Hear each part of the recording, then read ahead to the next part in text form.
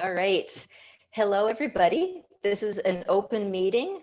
We have brought our topics for discussion, and before the meeting started, we laid them out, and we have decided we are going to move forward for a half hour with a discussion about media.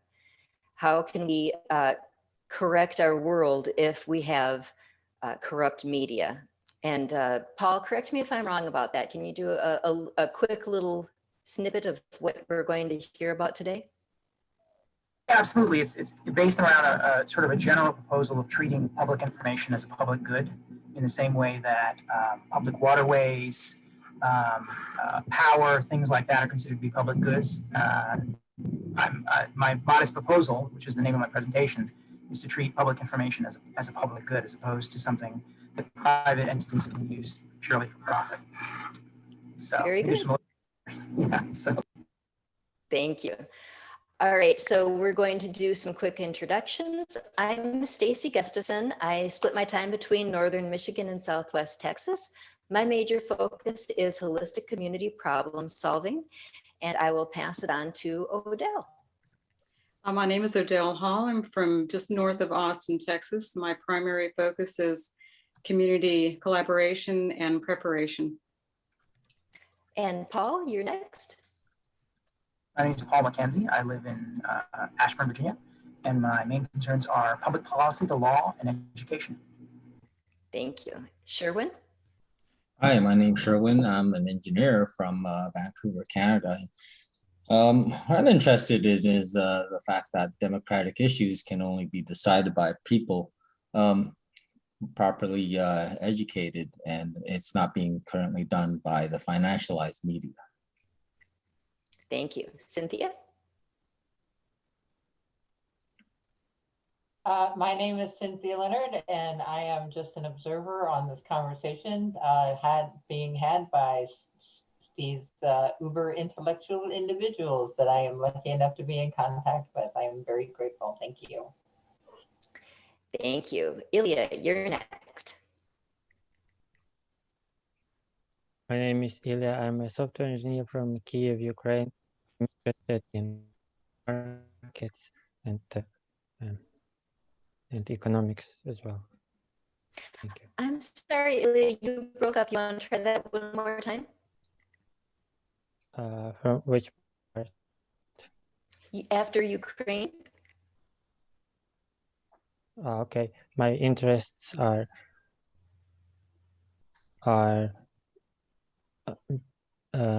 markets, exchanges, decentralization, and my concerns are environment and aging as well. Thank you. Thank you very much. Daniel Tweed, you're next. Hey everyone, Daniel Tweed here, KK6 VDR on amateur radio, extra class, three-time candidate for city council here in Thousand Oaks on the west coast of California. And my interests are creating a world that works for everyone, like Buckminster Fuller wanted, with no one living at the expense of anyone else, and doing that through interconnection of the greenways with permaculture as a conceptual art vision for the 100th anniversary of the Human Rights Declaration in 2048. But we could probably finish it sooner than then. So. Cool, thanks. And Cesare, last but not least. Hi everyone, Cesare, just outside of Chicago. Animal liberation and social and economic justice are my main concerns. Thank you. Thank you, everybody. Paul, go ahead and let's hear about media. And I'm going to go ahead and turn my camera off while I'm sharing the screen. I don't know if that helps in terms of signal, but if people are finding that my sound is going in and out or the picture flickering, give that a shot and see if that helps. All right, so can everyone see that on their screen? All right? Okay. Yeah. So this is my my modest proposal. Let me close this out. Public information should be treated as a public good and regulated as such, which, as we will see, is actually not, it is neither trivial nor is it obvious in terms of the way public information ought to be treated and the concept of a public good, as we'll see going forward. All right, so one of the things, I think Sherwin alluded to it earlier in his introduction, in terms of how is public information treated at the moment. There are some true public information sources, the primary ones being things like libraries, public education, to a limited degree, the Freedom of Information Act, which allows individual citizens to obtain records that are conceivably open to the public. There's also what I would term public information that's owned and controlled by private actors. And the one of main concern to myself and Sherwin as well, the concept of social media, Facebook and Twitter, Google, and the general media, which we'll narrow down as we go through my presentation. And one of the things to think about in this, in terms of people, where most people get their information, right? Where most people are getting their information seems to be on the side of public information owned by private actors at the present time. This digital generation has a much different problem than my generation had. My generation, and I will take a guess at looking at some of the white hairs I've seen on the screens, probably some others who are old enough to remember, as I am, when we actually had to go to libraries and look up information in what are called periodicals, which were sort of indexes of information that linked to scholarly articles. The problem of this generation is not finding information; it's filtering information. Now they have a glut of information, and so the problem is a different one. And I think some of the older models of public and private information no longer apply. If the average American is primarily getting their information source through public information owned by private actors, we have to ask ourselves if that's in the public interest. Okay, so why is this a problem, right? And one of the ways to think about that question is, how do we describe the current information environment today? To what extent are people engaged and regulated by true information? Something Daniel said earlier in regard to the whole cost-benefit analysis. Well, in order to do a true cost-benefit analysis, one of the things you have to have is accurate information. And in order to have any sort of give and take on a cost-benefit analysis, you have to agree on that information. And so one of the problems with the present information environment is we seem to have a dichotomy of beliefs on what information that we are going to believe. And that a large proportion of people have decided to believe in one direction and disbelieve in the other, somewhat apart from evidence, as we'll see. And that it has all kinds of problems, as we'll see. Okay, so two quotes that I think are helpful to think about here. The first is Thomas Jefferson in a letter to Colonel Charles Yancey.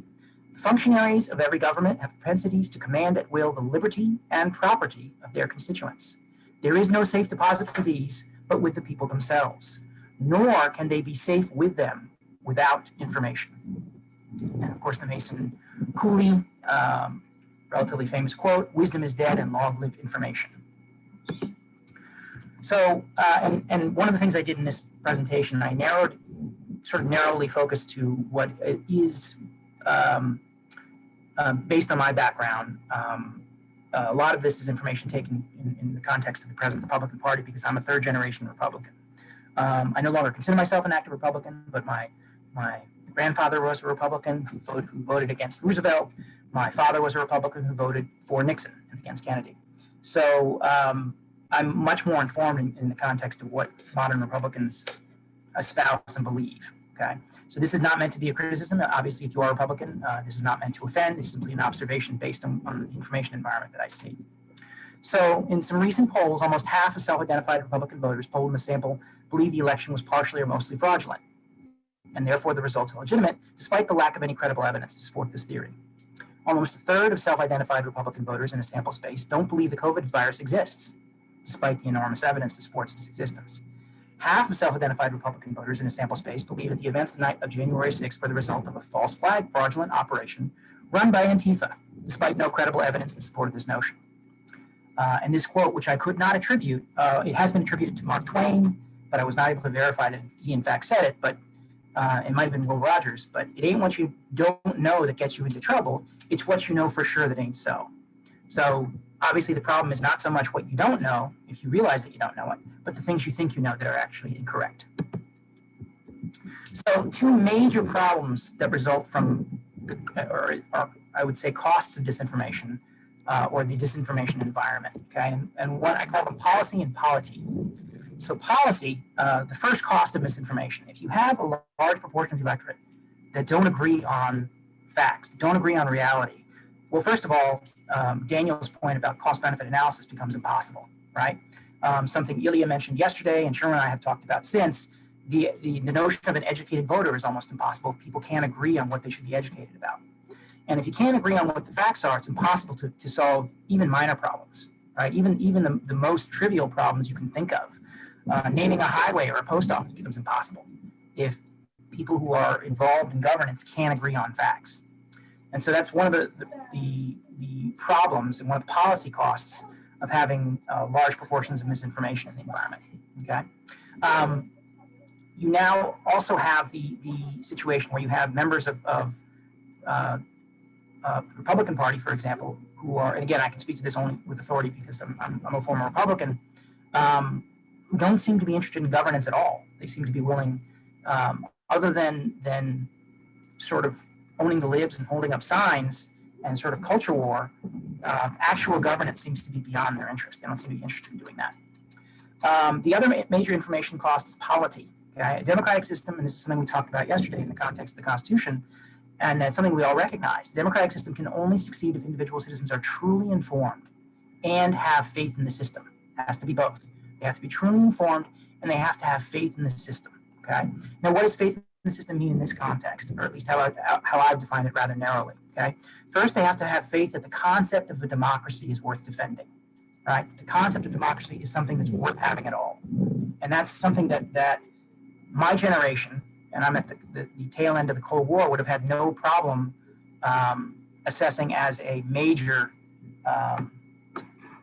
policy priority, that democracy is important, right? And in our foreign policy, we treat it as important, right? What's one of the first things we do if we overthrow governments, whether it's Germany or Japan or Afghanistan or Iraq? You have to hold free and fair elections. That becomes one of the linchpins of our public policy. Well, if we Americans ourselves don't believe in it, if we don't have a truly functioning democracy, there's something about that is problematic, okay? The other aspect of the faith is that our democratic institutions are fundamentally fair and just. People have to believe that democracy is worth fighting for in the first place, and that our democracy functions to some extent close to what the model of a functioning democracy should be. And both of those have to be present. And again, in a public information environment that is where the water is so muddy, it's almost impossible to have either one of those. So has devolved into this direction for a variety of reasons. So among other things, first, the people who control the information, and this is something that Sherwin alluded to earlier, and he actually has taken a little more of a deep dive into, is the owners, the actual owners of information, those who have control and power over information, don't have an incentive to distribute it for the benefit of the public or for the purpose of positive public policy. Instead, their incentive is profit.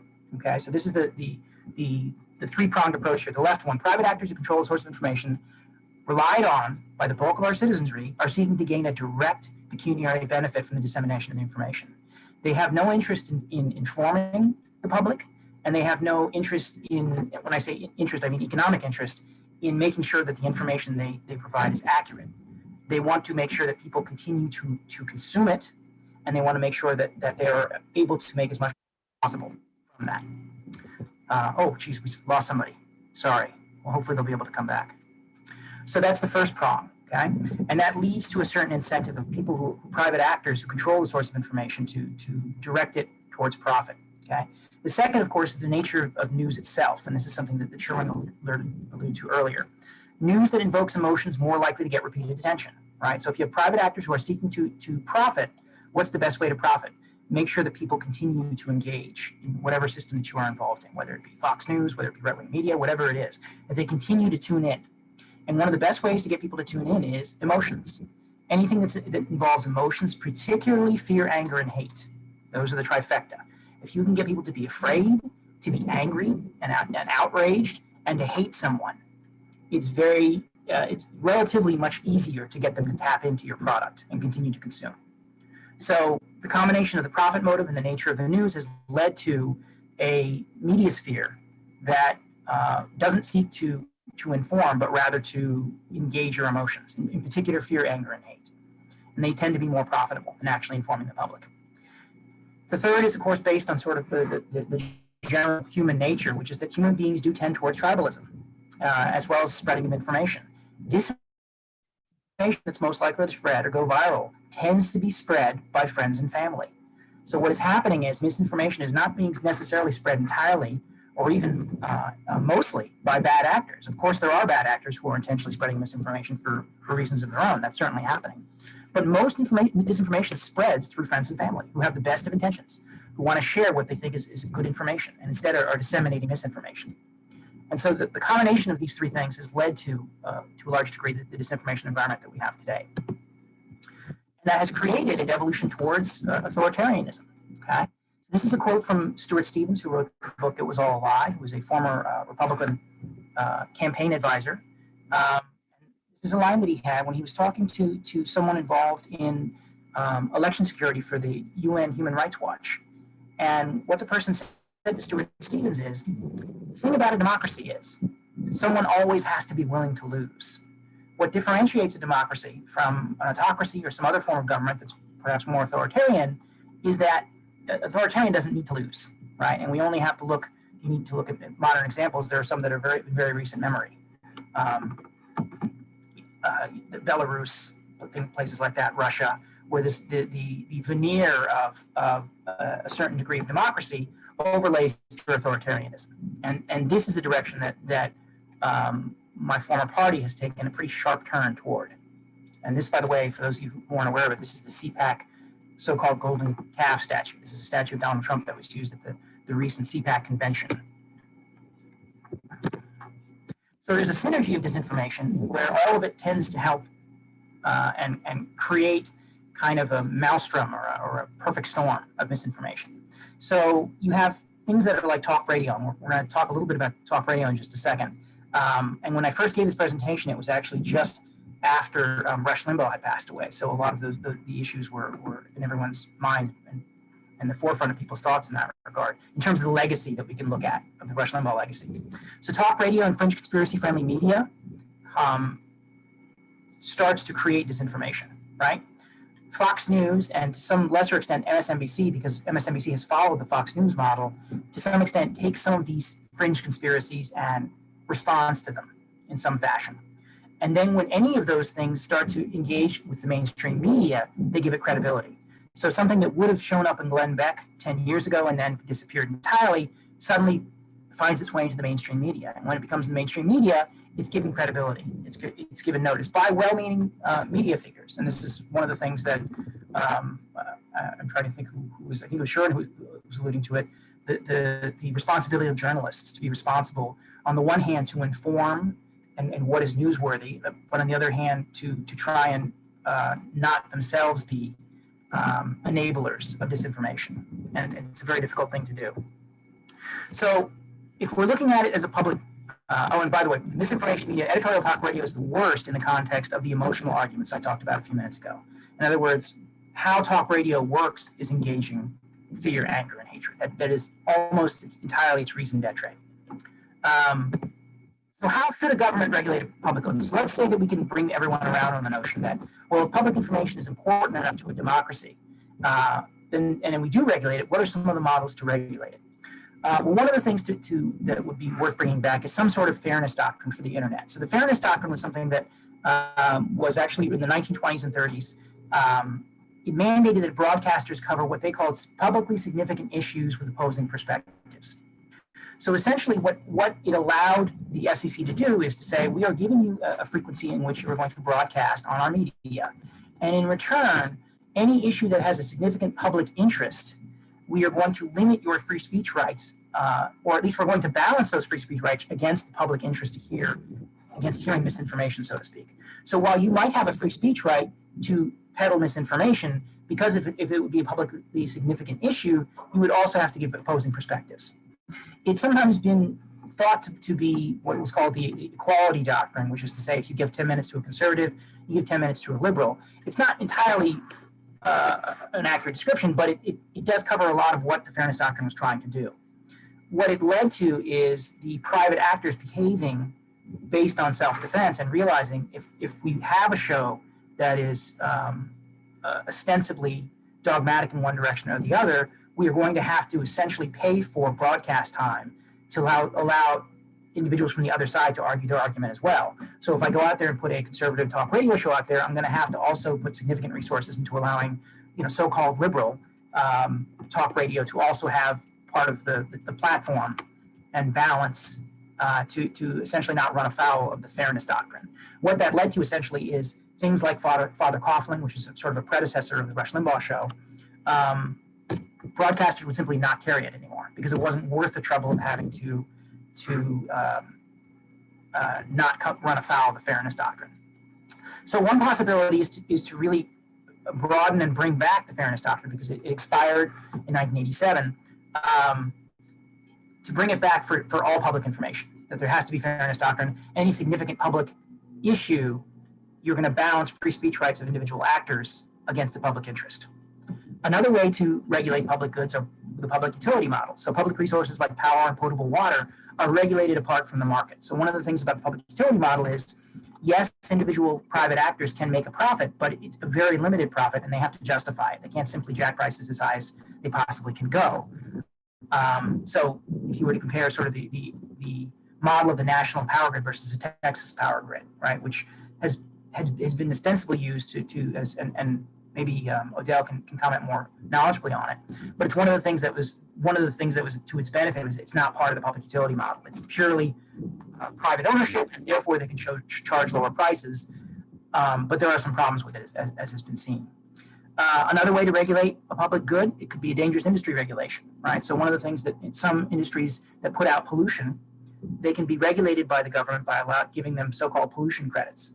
So perhaps if you gave individual actors misinformation credits, you can put out a certain amount of misinformation, but if you start running out, then that starts to get into fines. That starts to get into situations where it's going to create an economic incentive, right? It's going to take something that was prior to this an externality and make it part of your cost model from the private actors perspective. And the last one, which is not included in here, but it's one that came up in Sherwin's presentation, had to do with direct public ownership of the engines and the actors who engage in public information and essentially require a certain public ownership. And I believe there have been some models of that, but I'm not an expert on the public ownership model and in that respect. But apparently, it is something that is engaged in when you're trying to regulate something that's deemed to be a public good, and you want the public ownership interest to be engaged at large rather than an individual private actor.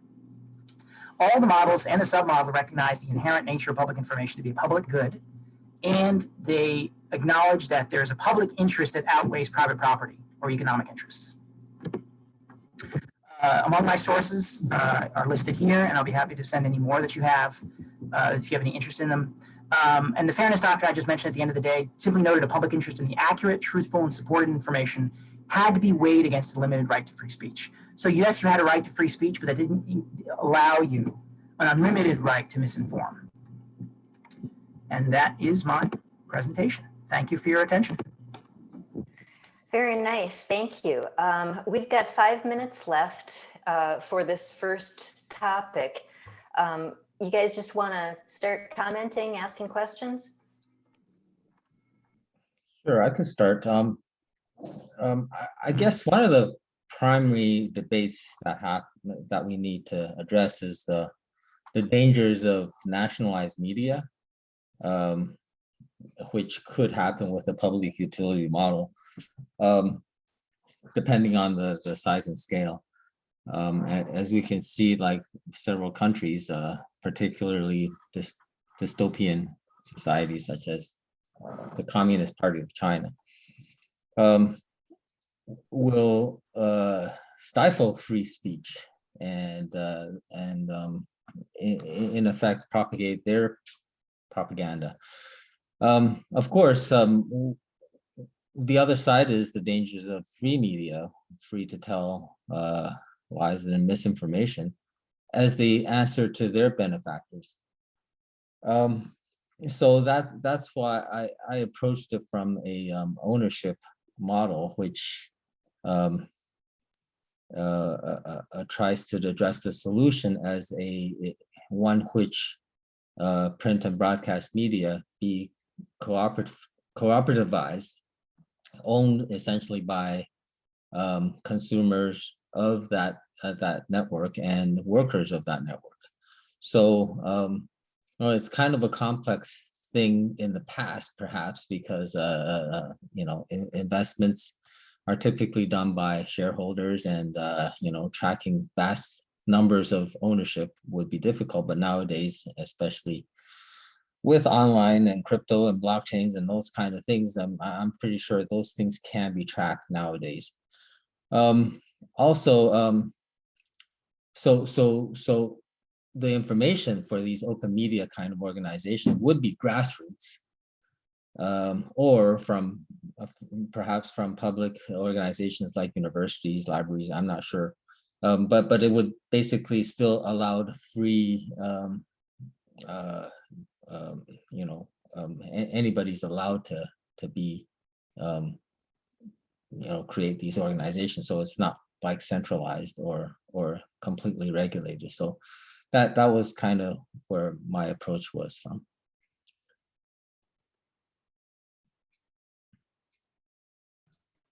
Anybody next? If not, I'd like, oh, go ahead, Daniel. You know how people have to register as a sex offender if they've been convicted, of a sex crime? What if we had people that had told a lot of lies had to register as a truth offender? Just that out there. And then another thing I think is sort of relevant to this is there's a system in Switzerland which has worked for 7 centuries, and they've never really been invaded in the modern era because they have universal military training. And this actually started out where, like, in each neighborhood, they would pick who was like the baddest ass warrior on the block, and they'd say, look, we're going to build you a house, we're going to feed you and pay all your bills, but you just have to agree to be like the neighborhood, badass military defender guy. And this could actually work, with like a lot of different models, like volunteer fire departments, or, all kinds of people, just have recognized experts in a neighborhood that have kind of a cooperative, arrangement going on. So those are a couple thoughts. I like that idea, Daniel. Were you saying that could be used for the media? Yeah, you could have like, hey, you're the best journalist, so you can be like the neighborhood truth detector, journalist investigator guy, and it wouldn't have to be a permanent position. I mean, you'd have to like earn it, or make sure you continue to do it. But I think that's a good way to decentralize some of this power that's being abused at the more centralized levels.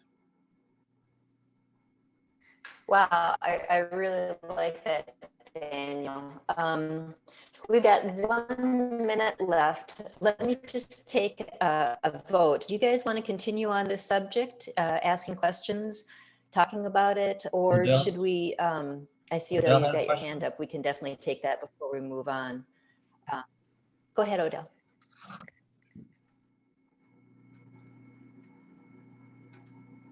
Odell, you're muted. Aha.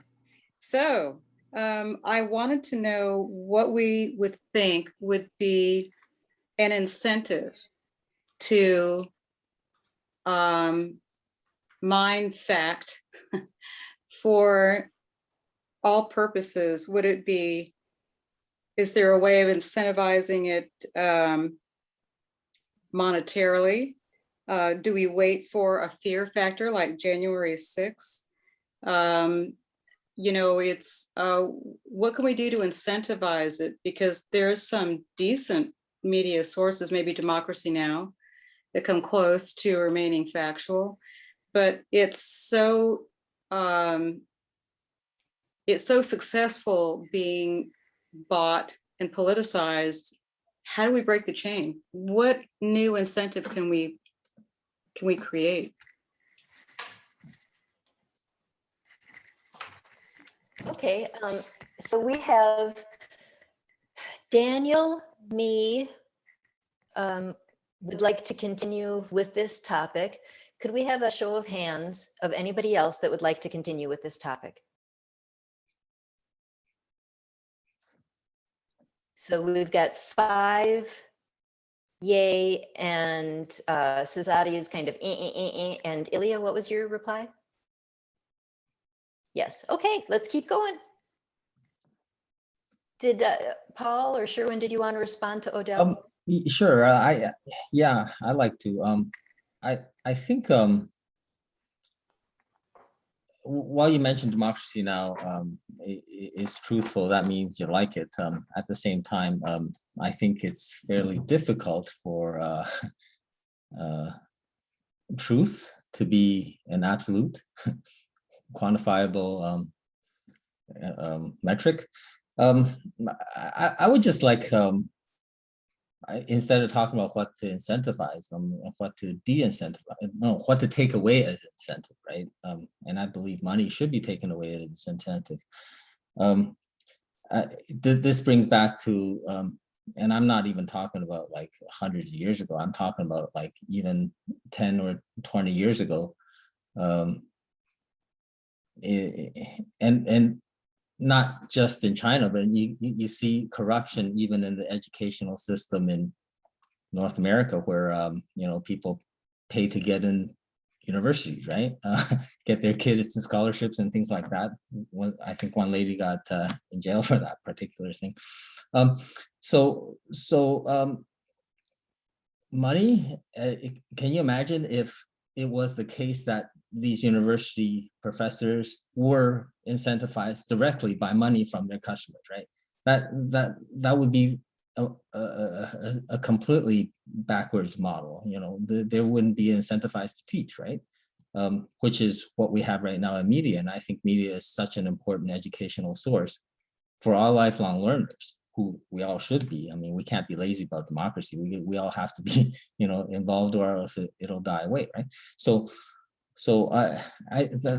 my answer is almost like we have to take away the wrong incentives before thinking about the right incentives, and the wrong incentives absolutely are the mass media being incentivized by the ownership model for profit-making enterprises, right? I have a suggestion that would kind of add to that. Have you guys heard of revenue neutral taxation before? Paul's familiar with it. Yeah, it's basically a model where you penalize bad actors, but then you take that money you got from the penalty and you reward good actors kind of at random, who are doing the things that you like. It's kind of like if with speeding tickets, all the speeding ticket fines were divvied up between drivers who were obeying the speed limit. They would get like these, random, rewards from the speeders.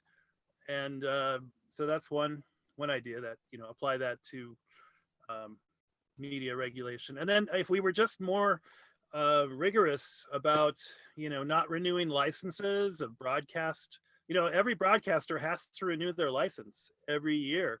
They have to show that they've been operating in the public convenience, interest, and necessity. It's called PICN, public interest, convenience, necessity. And they have a public file. And every time someone writes a complaint letter, it has to go into that public file.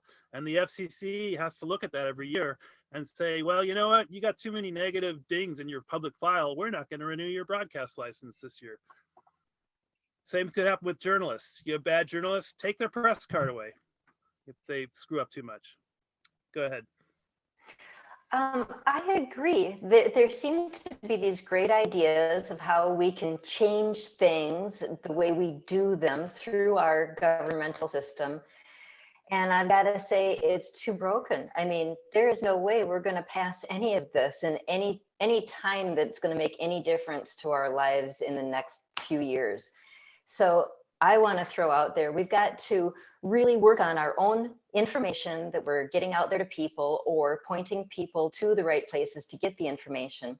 But then you think about, if we were actually good at that, then the people who are making money on it are going to attack us. So I think where we really need to focus, and things that we personally can do right now, other than just talking about what the government should be doing, is what are we going to do if we come up with a good model and we're being attacked for it, and we need to make sure that we're still alive and out there to get the information out.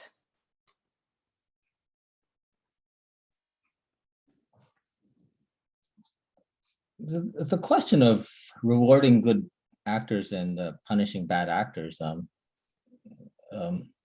still, to me, is a little difficult. Like, who decides, right? Sorry, I probably interrupted. One of you have your hand up? I don't know if it was Paula or Odell first. I think it was Odell. She had hers first. I think so. I really like the idea of rewarding the good behavior. I like to use the word fact. And I also really think that Stacy's issue is extremely pertinent right now. We just don't have the time to create a new system. But if we did, Daniel's idea would be nice. We could get a fact checker and system of fact checkers, and then we could have them ride herd on all of the other providers, and then they could be rewarded for all of the times that they get their facts right. And to Stacy's point, immediately I think of, what do you do if you create a system that's viable and you are suffering through being inundated with the blowback on that? And I just have to say that you can't change fact. Fact is fact. And I don't like the word truth in that. I like it as fact. If you stand by it, you can stand on it. And that might be a way to go forward as we're trying to piece together, even just for our families and for each other. I will say too about Egora is that it seems to be a utility, in fact, in as much that it appears to, bring everyone together on in a written format, and that's pretty straightforward. So we can check our own fact. We can create ways of determining. We can still determine fact, that they haven't taken away all access to that. So that's all I had. I think, Paul, you're next. I was going to actually go through the chat window real quick, because a couple of good comments were made I wanted to respond to, and then I was going to weigh in a little bit. So as we're going through, so one of the things Daniel said early on, the dividing line between public and private information, at least in the context of my presentation, I was using sort of the fairness doctrine definition of public information, which is, say, information in which the public has a significant interest. It was kind of the way I defined it. Let's see. Cynthia made a comment before she left about sort of a blanket statement. So one of the things to note that I hope is clear in the presentation, these polls are obviously self-selected sample spaces. They don't purport to be authoritative in terms of the entire body politic or even every Republican. It was just simply the sample space of Republicans polled. The fact that the number is as high as it is, however, and some more national, well-respected polls through 538 and things like that suggest the trend, in particular, let's say for January 6th, for people to believe that January 6th was false flag, or that there was a fraudulent election, is actually quite high. And I can't give you an exact number. It kind of depends on which poll you pick, but much higher. I think most of us would agree it's much higher than it ought to be, because they're believing in something that is factually inaccurate. Just as a matter of fact, for anyone, I mean, I've been an election volunteer for 19 years. they're basing it on a puerile and cosmic level of ignorance about how elections work. And so in that respect, whatever the exact percentage of it is, the fact that it's anywhere close to 50% of self-reported Republicans really is alarming. I mean, it shouldn't be nearly that high. America has had, and American media has had, a relationship with kind of fringe elements in the tinfoil hats for a long time. It's just that for them to become front and center, I think is from my perspective, the alarming thing. Yeah, but I certainly never meant to imply that these polls that in my presentation were authoritative on the body politic or among most Republicans. And I do have the source evidence if anyone's interested in terms of my sources. Further on, Daniel gives me condolences for the death of the party. Yeah. Besides, what is disinformation? So I'm kind of with Odell to a certain extent that what is disinformation? I think going down the rabbit hole and navel gazing of what is disinformation is really not nearly as difficult a conversation to have as I think some kind of intellectual philosophers want. What is the nature of truth? I think if we can decide we're going to base it on empirical evidence and what actually occurred, I don't think we can go too far wrong. I think if we can all agree to that extent, that we're going to base it, if you're going to talk about elections, talk to someone who's an expert in elections, not a YouTube expert. If you're going to talk about vaccines, talk with someone who's an epidemiologist, not a YouTube doctor. If you're going to talk, about information, pick someone who actually is an expert in communication information, not just someone who's a talking head. I think I think it's easy to get caught into a rabbit hole of what is truth. That I think I don't think that I find that conversation not to be as fruitful, and I think it can direct people away from what's important. One other thing someone said. So the two difficulties of presence change. I don't disagree with sort of the underlying thoughts of that. I will refer to something that was put together by the Commission for the Practice of Democratic Citizenship, which is a combination of jurists and scholars who put out a report based on how to invigorate democracy. And they gave 6 policy presentations, essentially, that they based on things that they felt would have bipartisan support. And I think something like the fairness doctrine could generate enough bipartisan support. It is not outside of living memory. People still remember it. There are a proportion of people who are considered to be sort of conservative intelligentsia who have kind of fond memories of it. One of the things that the modern conservative media environment seems to forget, but conservatives were using the fairness doctrine to their benefit in the 80s when I was growing up, the information environment I was growing up. So it can be used to help both sides. It isn't just a one side or the other sort of thing. And I think I tend to shy away from the notion of it's too big and just throw up the hands, because I'm with Sherwin on this one. It's that important. I mean, it's that important. Democracy is fragile. This is a discussion we had yesterday. If someone had asked me 2-3 years ago how fragile democracy is, I would have said, the norms and the customs are guardrails. I think we're fine. But I think what Sherman said and what Adele said earlier, I think they're exactly right. I think change has to happen. And the notion that it's too big a problem to grapple with, I think it's the essential problem. I mean, I think that's sort of Sherman and I are getting to. Information is the essential problem. If we can't agree on facts, nothing else matters. No discussion is possible. No amount of cost-benefit analysis is possible. No real education is possible. So that's one of the takes on it. And as far as Stacey's solution in terms of what we can do personally, I don't disagree with anything she said in terms of the things we can do. One of the things I have tried to do, because one of the things I'm interested in is education, is continuing to talk to people who disagree with me. So I still am a member of a variety of Republican organizations, and I get name called and I get rhinos and all that kind of stuff, but I still try and engage with people and try and talk to them and say, what are you concerned about? What are the things that matter to you? And you find that there's a lot of common ground in terms of what you are really worried about. And the last thing I'll say, there is an organization called Civic Lex that works outside of Kentucky that is trying to reinvigorate local democracy. That is to say, your local, board of selectmen, your local representative, many of whom people don't even know who they are. I had to look up my local representative.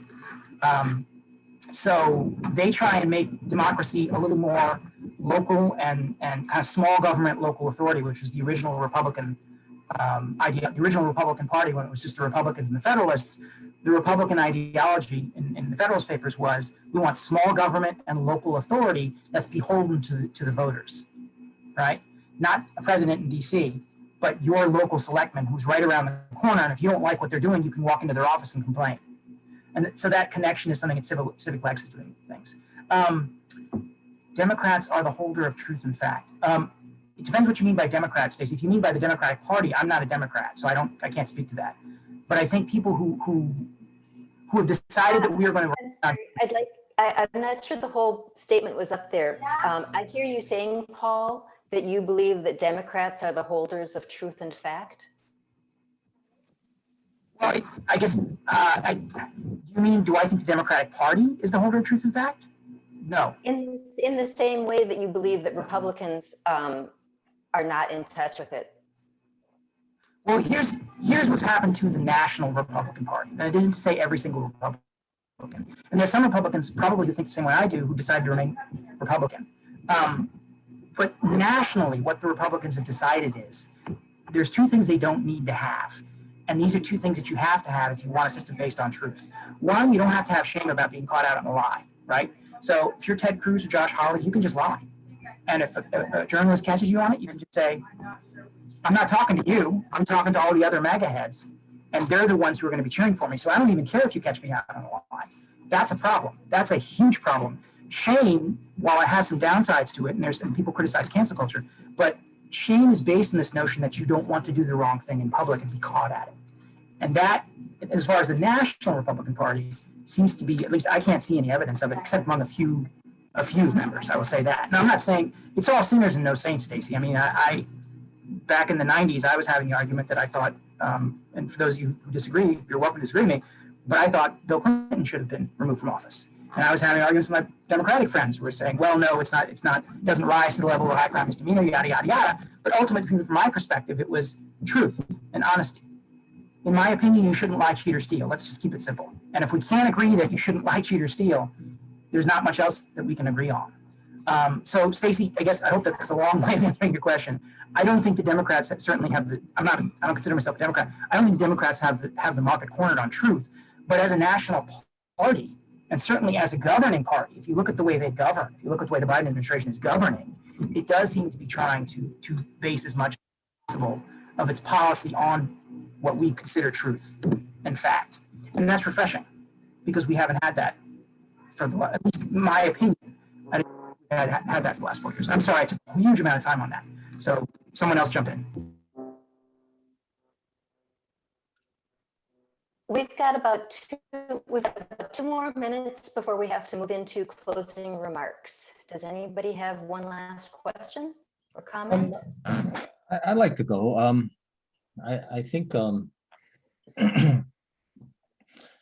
I believe that the regulation. So I'm trying to answer one of the questions that I had before. You know, how do you tell the difference between truth and what's true and what's popular, or what's untruth and what's unpopular and gets voted away from the public discourse? And I think the regulatory responsibility lies within government to decide what is true. And I always like the model of the government being the referee. For example, in capitalism, people in business are the players and the government should be the referee, although we're seeing more and more they're becoming the player, and they shouldn't be. And for truth, and I believe that media and consumers are players, so therefore we still need the government getting together the right panels of experts, as Paul mentioned, to decide what indeed are truth, and then we can proceed with what Daniel mentioned, properly incentivizing and punishing or rewarding the truth. So that's my comment. Awesome. Thank you, guys. This was a lively and great discussion. Let's move into closing remarks. We've got maybe 30, 45 seconds apiece, I think, or up close to a minute. All right, let's start with Ilya. Closing remarks, please.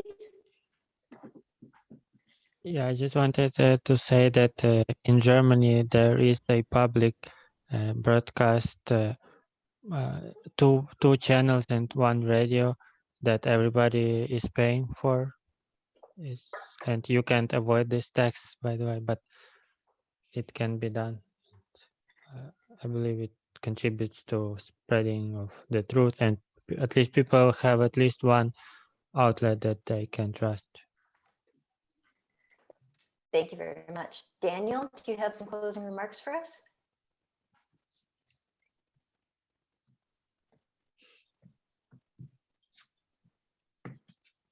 It's a sticky problem. I mean, the one way they solve this is like on the Apollo landing system. They had multiple computers, and if there was a question, they would go with the computers would vote, and they would take the majority opinion of the computers on what was the ground truth or the space truth, so to speak.